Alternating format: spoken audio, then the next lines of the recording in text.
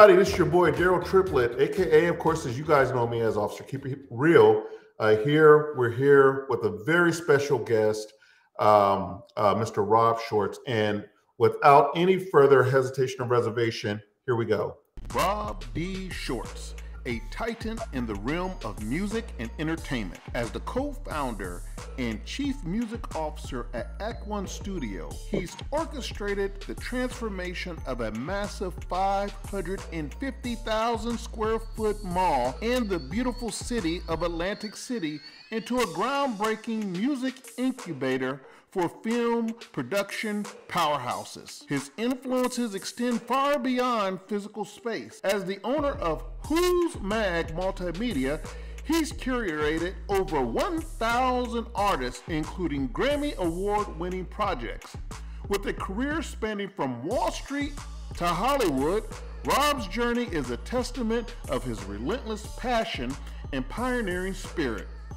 From groundbreaking television like Who Mag TV to innovative ventures in NFTs, Rob's impact on the industry is undeniable. As a motivational speaker and a mentor, he's dedicated to empowering the next generation of talent and giving back to his community. Get ready to be inspired by the unstoppable force that Rob D. Schwartz possess. Ladies and gentlemen, welcome Rob D. Schwartz to the show.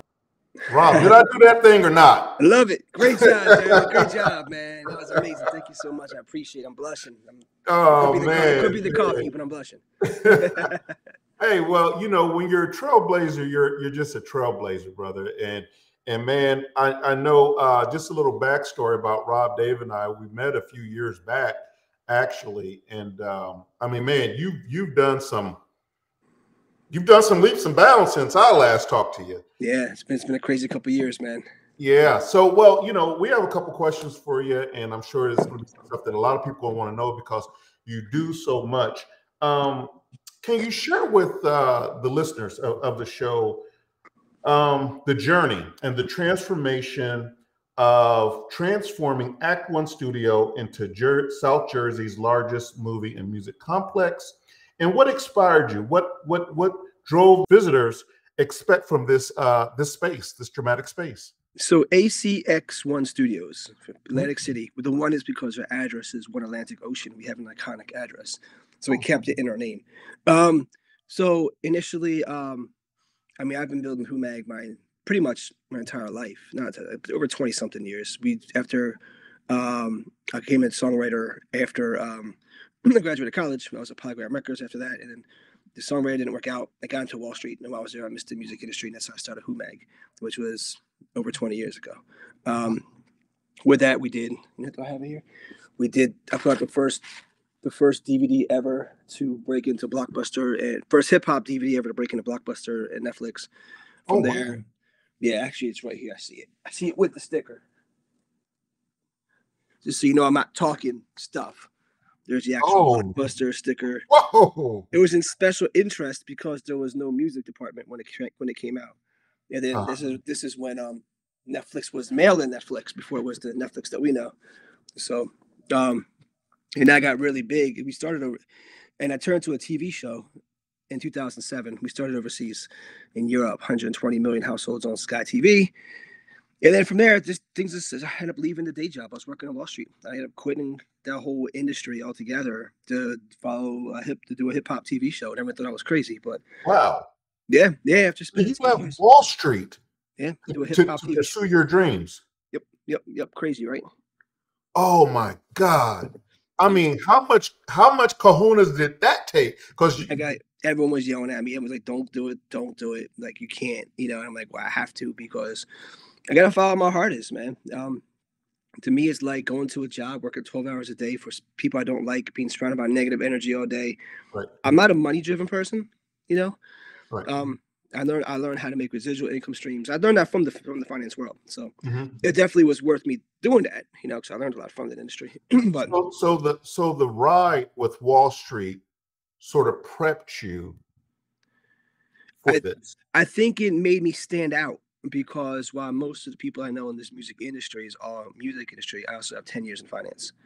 So, which is structure. To me, it's more of like, if you're on time, you're late. If Right. you're, these people's time is important, it's valuable, and how to talk to respect people, how to work as a team, That's right. how to keep clients. Because like at Merrill Lynch, like I had like $1 million clients with me. Like DuPont Paint was my client, Chrysler was my client. So that's so if I lost Chrysler or DuPont, like I know what would happen. You know what I'm saying? You'd be history is what would happen. So I learned how to manage clients pretty well too, and I transformed into the music world with my distribution. I have 1,000 artists signed to our distribution, but I treat every artist like they're Chrysler to me, or like DuPont, because to me it's like it's respect.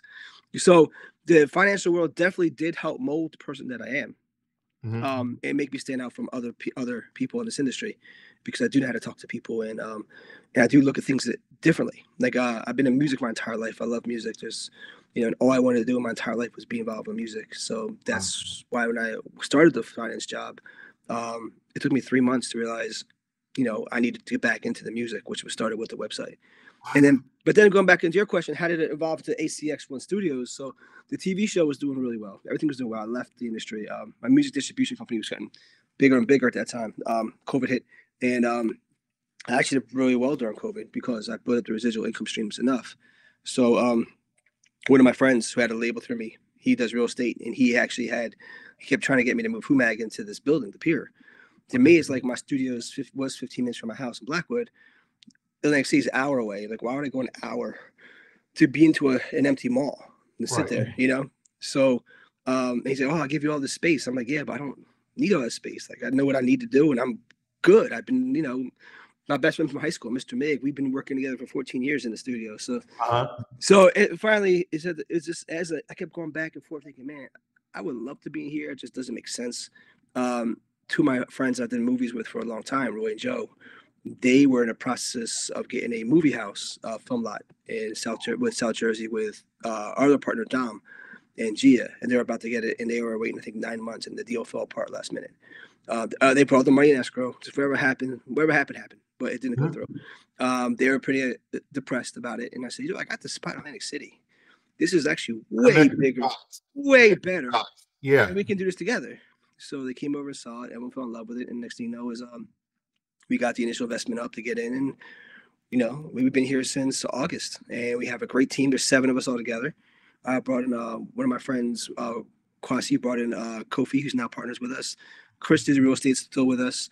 Don, Roy, Joe, Gia. So there's 7 of us all together, and it's like we're here. And the thing about it is we have the most iconic building in Atlantic City. And it's massive. It was a 4-story mall, 550,000 square feet. But this is how we dress to work. We're guys, we're regular people. We're not we're not trying to be something that we're not. We're all very relatable. We're easy to talk to. We go to the local bars, we go to the local restaurants and eat. We're not bougie people. We're just regular guys who we're just. And that's the one thing about it is I've known, like Roy and Joe, I've known since 2007, and Chris I've known since 2012. Dom I know from a few years. We all like have history together. So I'll just.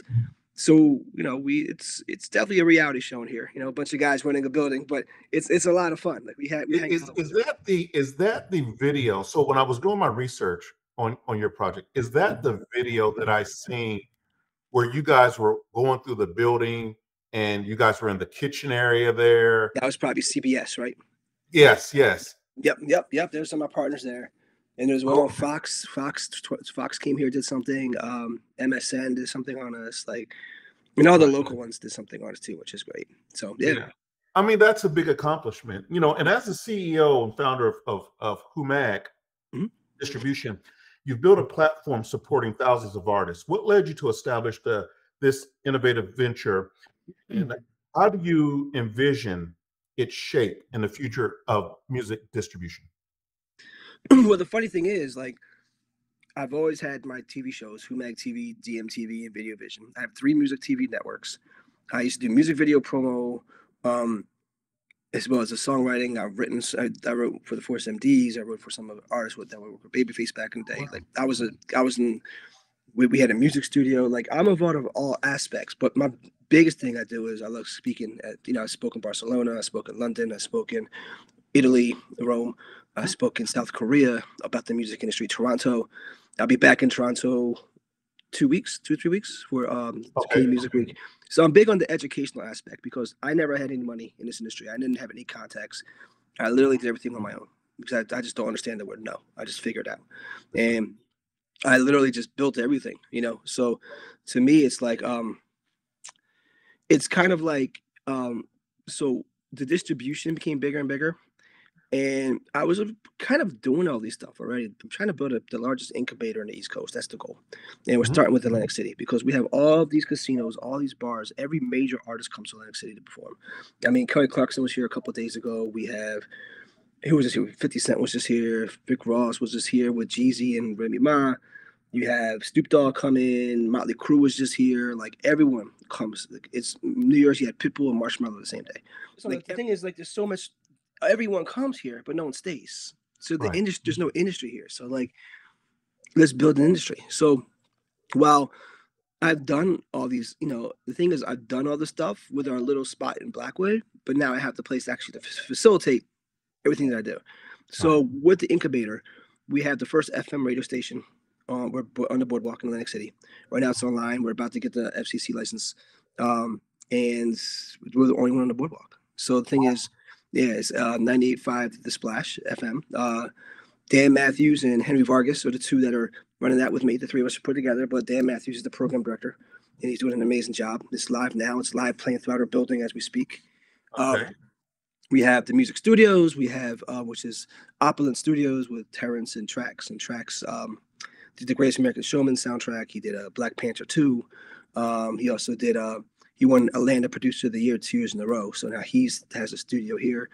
We have, so the thing about it is they're tenants. Like, you know, they're a self-sustained. My thing is I'm not trying to run a studio. I'm not trying to run a radio station. I'm trying to bring in people that do it and be part of this incubator. We can send them clients all day and everyone can feed off each other.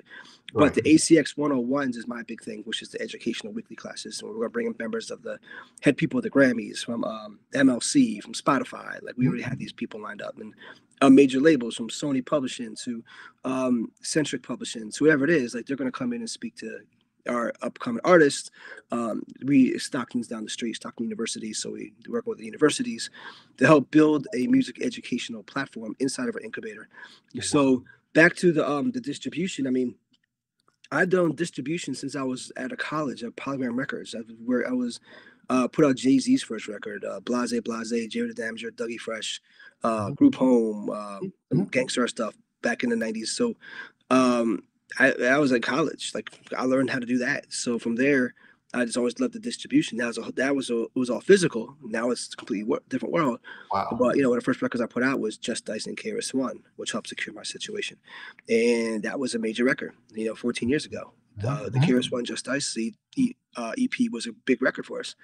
And and from there, the distribution was never meant to be a full-time situation. To me, I had this situation with Sony Orchard, and I was just hooking up my friends. Like, hey, I got the situation. I was just talking to my friends. Like, even now, you won't see advertisements running for the distribution. There's nowhere. You won't find it because we don't look at it. It's not like a DistroKid, TuneCore, CD Baby, or anyone can get on. I'm very selective. It's like, it goes back to the fraternity house, even the hip-hop mentality, where it's all about the cosign. Someone has to bring you in. So to me, we only take people that were referred by someone else. And now we have 1,000 artists just off of referrals only. And thing about it, I know every one of my artists, or if now I know the labels, you know, that have the artists. I talk to them daily, all day. I talk to the artists all day. They have all my personal cell phone number.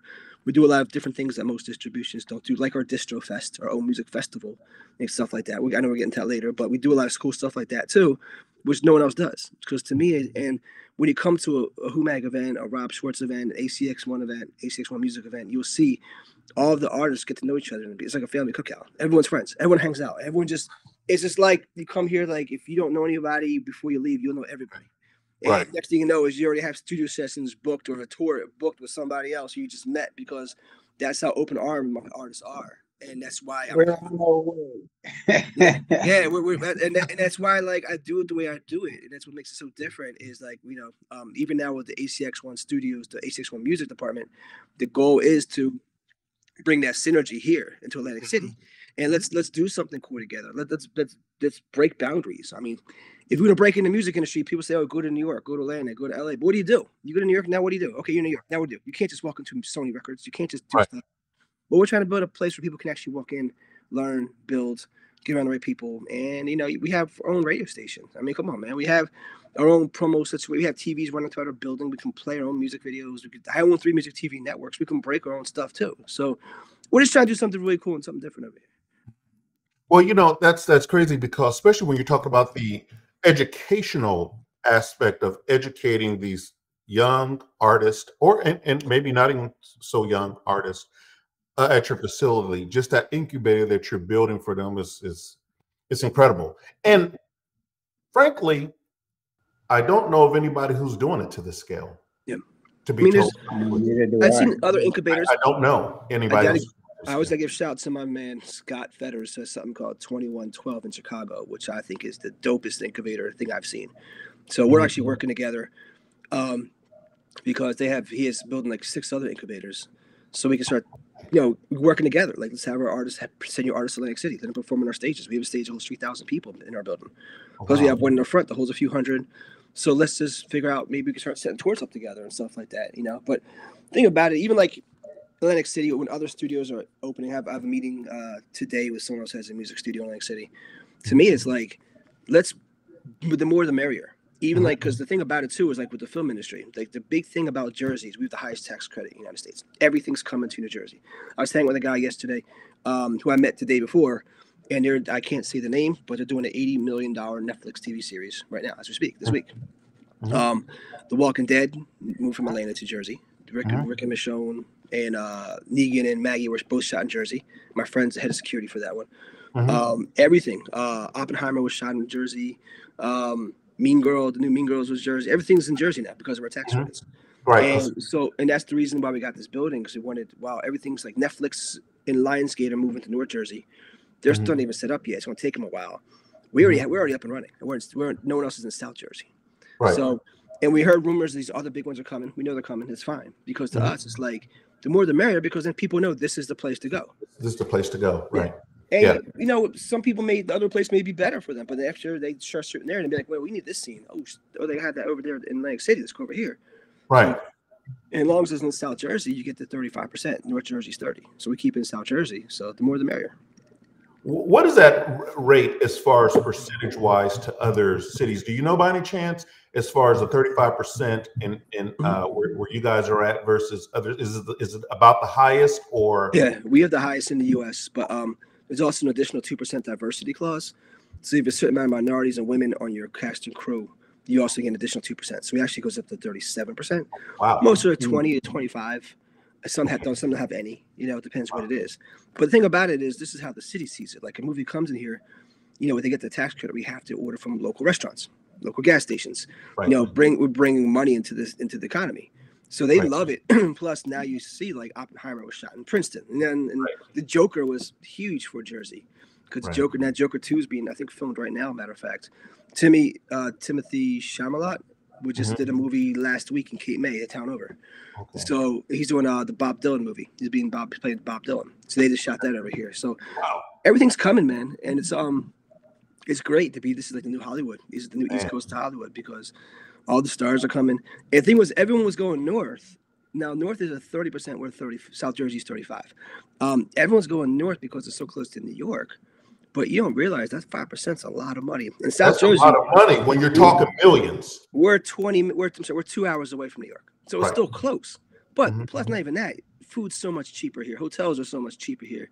Everything's so much cheaper here. It's not even the extra 5%. But like, North Jersey's expensive. South Jersey's not as expensive, and it's more wide open. And like Shyamalan did every single movie in Philadelphia until Knock at the Cabin. The last one he shot in Jersey because of the tax credits. Shot in the woods. So that was shot like 25 minutes from here. So you can shoot in the woods 25 minutes here. Right now we're on the beach. We're over the ocean. We have a mall. We have all these we have concert halls. We can film whenever we want to film. Boardwalk halls across the street. We have a great relationship with them that holds 15,000 people for concerts. And let me tell you something. I want to tell you something that about a month and a half ago, and I've known Rob and Dave for a few years now, but what's crazy is that one of your tenants in the building there is the Laugh House. And I was invited to the Laugh House, and I do stand-up comedy and stuff like that, and I was invited to perform there. and under the Kenan Thompson Presents thing. And what's crazy is I've never been to Atlantic City before, and I'm having trouble finding this place. Right, I'm going like, where the hell is the Laugh House at? You know, and I'm going and going and going, and I try to find it. And I go through Caesar's Palace, and then I'm asking everybody in Caesar's Palace, I'm going, where's the Laugh House at? And they're saying, well, we don't know. We've never heard of the Laugh House, right? And I'm going, oh my God. I said, well, where's Act One Studio at? Oh, Act One. That's go out the back doors and then go up the boardwalk to the left. So what was crazy is, so I go out the back door, I bust the left, and I'm walking up the sidewalk there. And of course, I see the big sign, Act One Studio. But never in my freaking wildest dreams did I think Rob owned the damn place, man. I never believed that. So I went on and I performed, and we had a great session. We had, and I seen, you have a lot of expensive and good movie equipment in there. These guys did a top tier freaking job when it comes to filming. And I haven't seen the production of it yet. I haven't seen my actual act that I've done yet, but I'm sure, I mean, it had to be at least $500,000 worth of equipment there, just filming the actual comedy show. So to me, that was very impressive. But the disconnect was I never thought that I never knew you even owned it. And here I'm just parlaying around your damn building like I own the place. It's just crazy. You should have told me. We're upstairs hanging out in my office afterwards. We're all here till like 5, 6 in the morning. But we have the 16 camera switcher, so we do live edits. And I gotta give credit to, I got one of the best film teams that I know, Roy and Joe. So they were handling that. So it looks amazing. The footage looks amazing. I know Mr. Rod has it, but we looked at it like, wow. So yeah, it's. Did you see my act on there?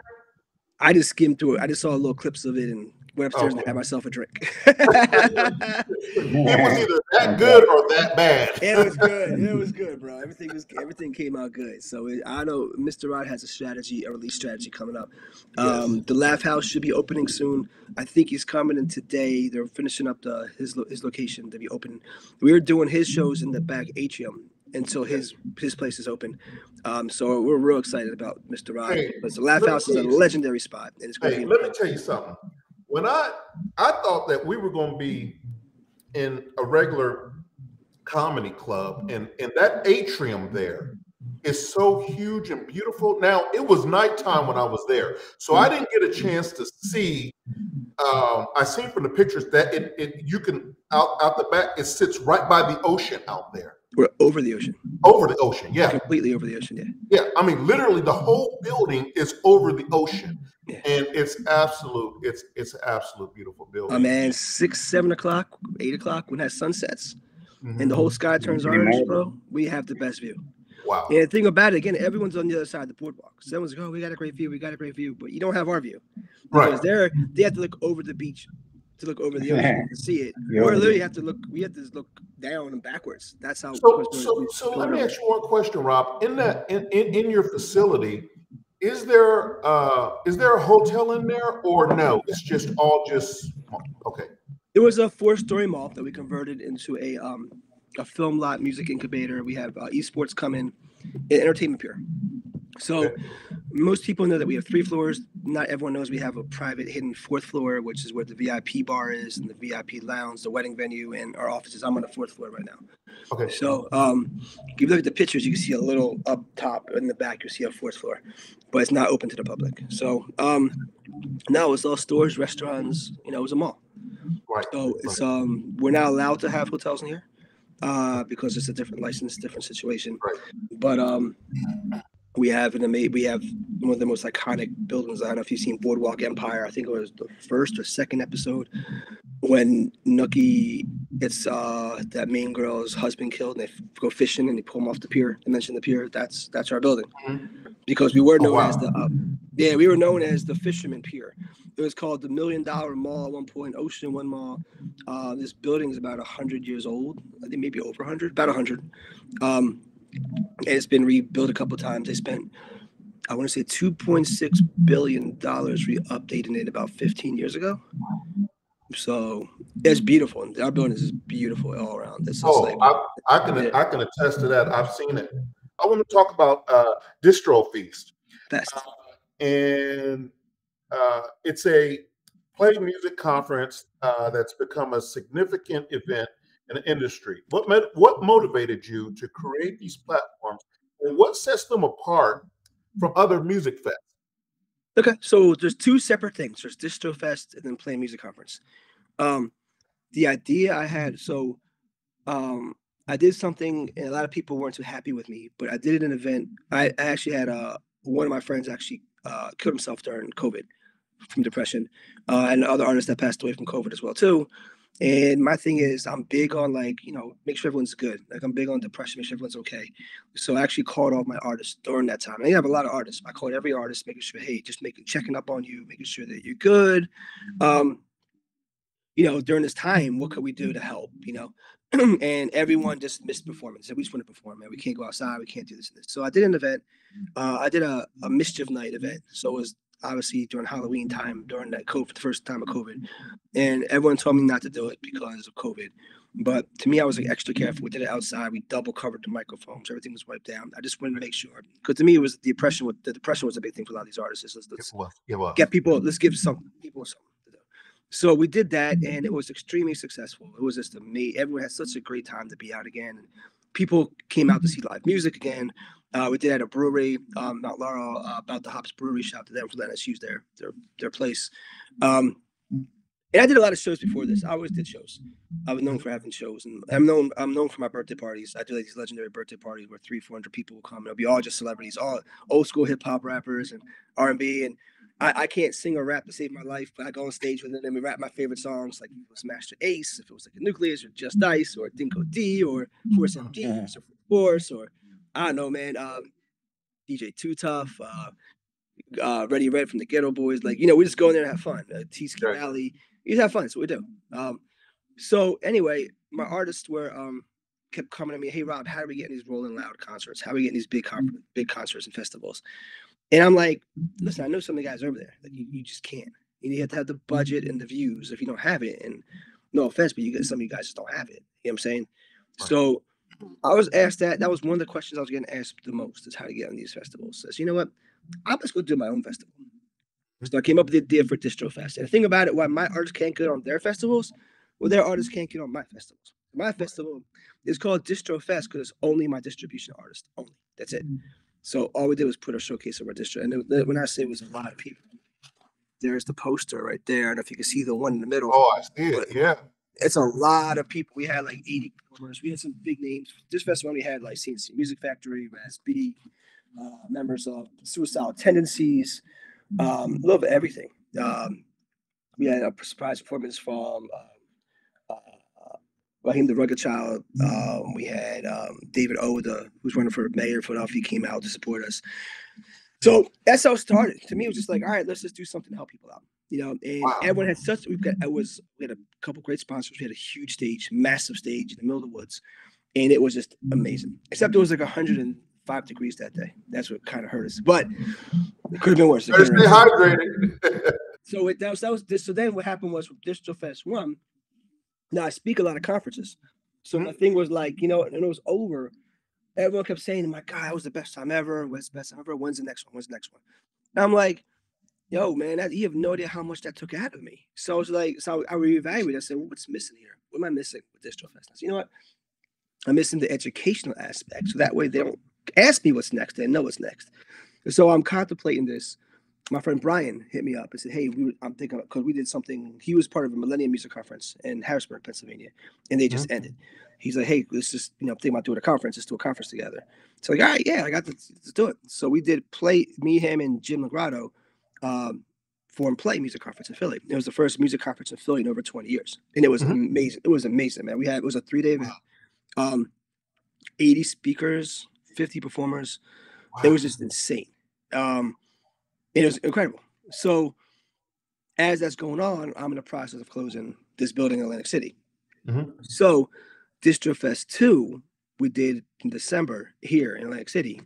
Part of it was like, no, I'm going to put my own conference, I'm going to put the educational aspect as well, because I always wanted to bring the educational aspect to DistroFest. So while DistroFest 1 was this festival, DistroFest 2 was festival and conference. And we had people flying from all over the world. We had people from Sweden, people from France. We had a lot of people from Toronto that flew in. We had people from all over the U.S. come here to speak, to perform, and it was just insane. So I was talking to my partners yesterday about doing the Play Music Conference, where the next one. It's a little tricky now because I'm here. So we're figuring out the strategies how to make Play work. But we are going to do DistroFest 3. And while DistroFest 1 had one component, DistroFest 2 had the two components. DistroFest 3 is going to have 3 components. And we're not releasing what the third one is yet. But so that's what it is, man. It's really just trying to do something good for our artists. It's not all my artists, they perform for free. I don't charge people. I don't do the pay for play stuff. You know, we had some great sponsors, which is great. But my thing is like, it's a thank you for those artists that signed to my distribution, that's supporting me. I support them to show them like, hey, we are different. We actually care about you. Absolutely. Let's do something cool together. And that's DistroFest. So Chi-Town Films. Shaytown. Yeah. In Music Sub. You made a mark in did I pronounce that right? Music Soups, like supervisors. Oh, Music Soups. Yes. Yeah. You've made a mark in both the film and production and music as music supervision. Mm-hmm. How do you venture the components of HUMAC, Multimedia, iThing TV, and Video Vision all together? And how do they all merge together? That's a great question. So Shaytown Films, I'm from Cherry Hill, New Jersey. We used to call it Shaytown. Okay. Like Chi-Town, Chicago, we call it Cherry Hill, Shaytown. See me and some of my friends. That's where Shaytown came from. Okay. So I've always done, I accidentally got into the film world. I never planned on it. I never went to school for it. I started back putting this DVD out. And again, going back to this DVD. The next thing you know, it's just me interviewing celebrities. And it turned into a part where I was such a big hip hop head. I said, I want to do a hip hop documentary. I already have the interviews. I taught myself how to film, how to edit. And my first movie I ever did actually won the Pocono Film Festival for Best Documentary. Oh, wow. That's my HUMAC hip hop document. So while that's going on, my friends really, I take it back a step further. My friend Eddie Hustle, he won a Grammy for You Remind Me from Usher. He did Girl Talk by TLC. He was a big music producer, very great friend of mine. He did a movie called Ski Trippin', which I believe it cost him $6,000 to make, and it made almost $500,000 off of it. Wow. So he had a really good distribution deal going on because of that. Mm-hmm. And we're supposed to do this movie called Let the Children Play. It was a horror film. And he introduced me to Roy and Joe, who are my co-owners of this building with me. And we did that movie with Living Will with Brian Dunn and Bam Margera. They brought me in. So I was the associate producer because they used some of my clips from other stuff in the film, and I was the music supervisor. That's what got me started.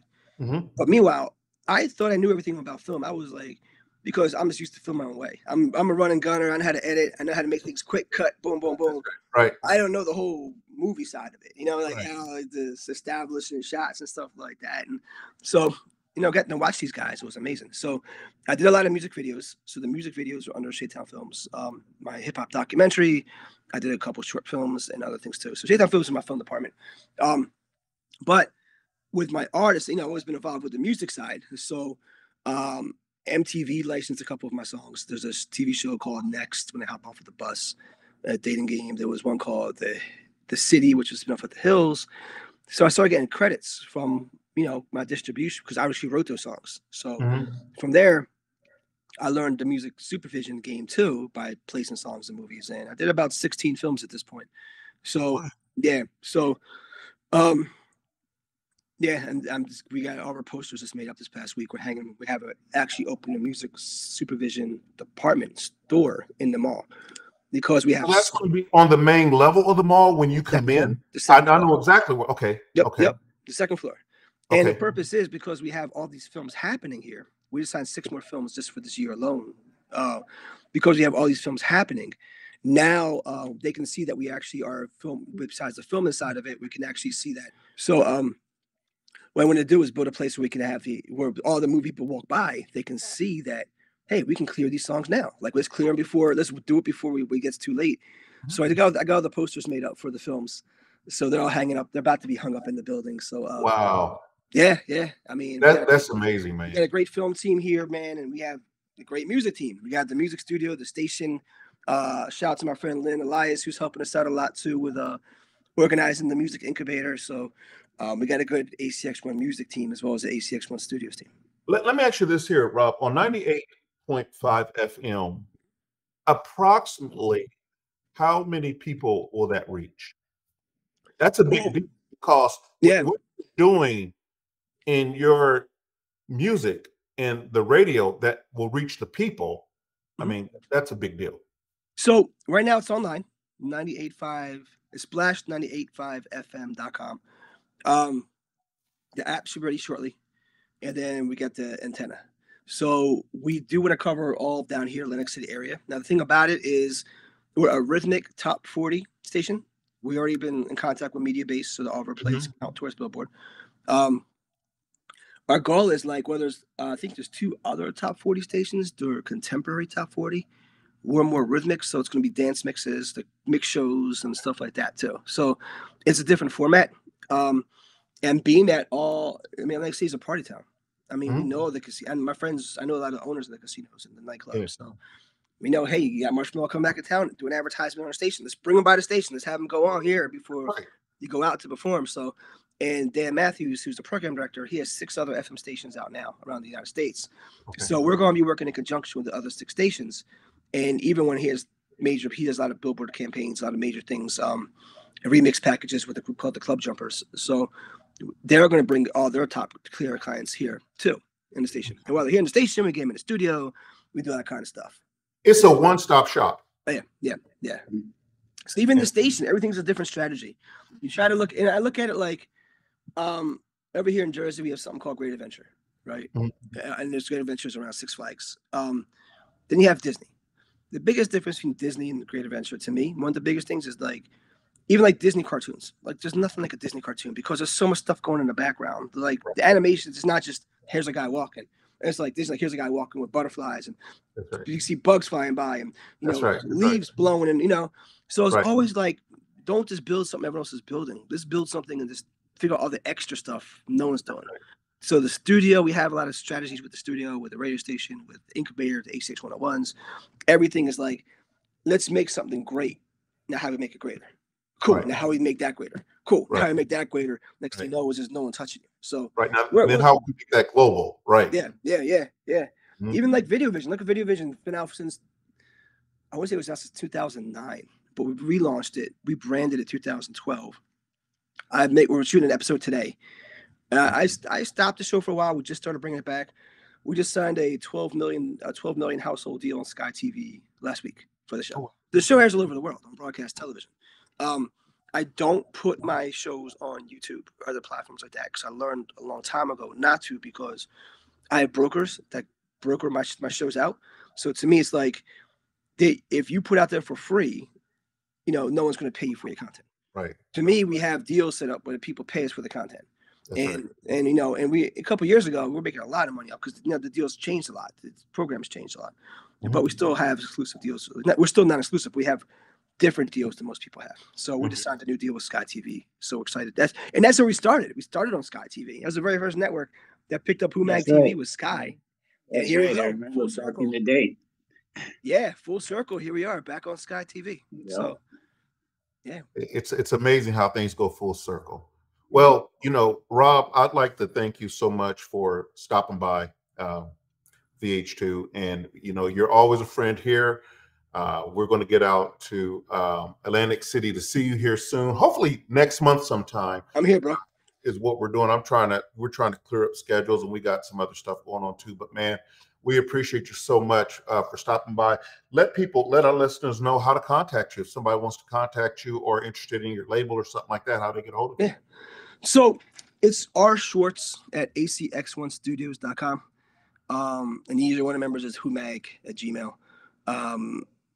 And that's about it, man. I'm here in Atlantic City pretty much every day. I'm usually in the fourth floor. I'm hard to find. So if you're like, I'm going to go in there and try to bump into Rob, chances are it's not going to happen. So I literally come up here like 9, 10 in the morning, and I'm here till like 2, 3 in the morning. Just working at the desk. You know, because it's a big building, man. There's a lot of stuff we got to handle. You know what I'm saying? But we have a lot of cool stuff coming up this summer in Atlantic City. So definitely come out, support. Check our website, HCX1 Studios. We have some stuff up there. We have a celebrity con coming, a wrestling con coming, a sneaker conference coming. We have all types of stuff happening here. Right. So, and that'll be in the atrium down there, the wrestling and stuff like that. It's going to be a mixture because we also did you go to the third floor? No, I didn't go. So I plan on going to the third floor when I come next month. Yeah, there you go. So no, I'm planning on going to the fourth floor. No, the third floor.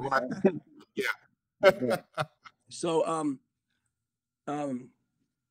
the third floor is like this really long, beautiful hallway. It's all just windows overlooking the ocean.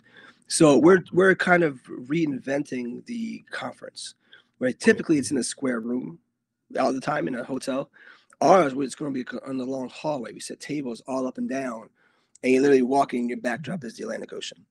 Wow! So we're doing the conferences there, but the events, like the restaurant event, will be in the atrium.